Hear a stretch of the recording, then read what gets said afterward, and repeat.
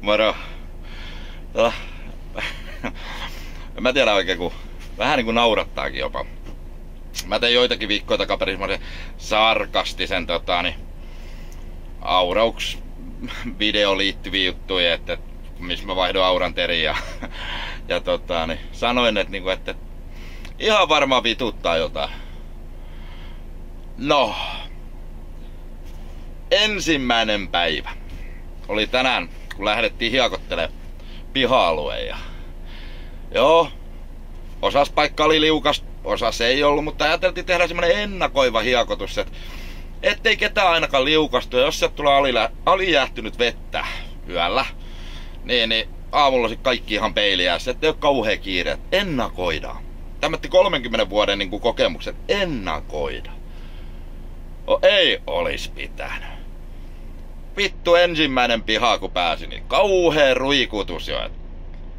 Mitä ihan hölmöläistä hommaa, miksi hiekotetaan? Täällä on osittain liukas tää piha. Mitä mä teen? Hiekotetaanko vai enkö hiekota? Kuka maksaa jos loukkaantuu? Sit mä menin näyttämään. Mä menin koneesta tulos ja menin asfaltiin ja tein semmoisen nätin niinku liukumisen ja sanoin, että täällä on liukas. Mitä tehdään? Jatketaanko sopimusta vai eikö tehdä? En mä tiedä.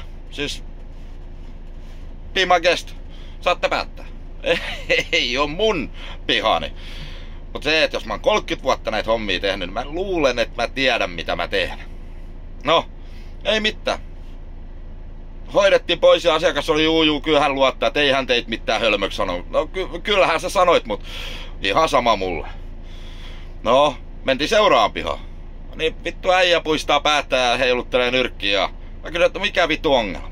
No en ehkä noin, mut mikä ongelma? Ei helvetti. Just täältä on se pelit harjattu ja nyt saatana levitätte jakka. Tässä ei oo vittuakaan järkeä.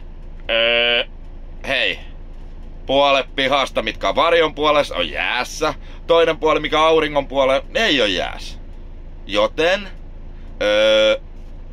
edelleen, anna mun hoitaa mun työ, maksaa sää se lasku. Kaikki on tyytyväisiä.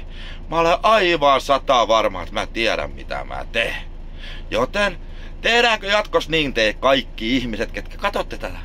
Eli, me hoidetaan pihat, auraukset, hiekotukset ynnä muut. Te hoidatte laskut. Kaikki menee hyvin. Ei kumpikaan puutu toisen tekemisiin. Muuta kuin siitä vasta, kun te ette ole maksanut sitä laskua. Tai jostain kumman syystä mä en oo tullut paikkaan. Sit voidaan puuttua. Mut hei, come on.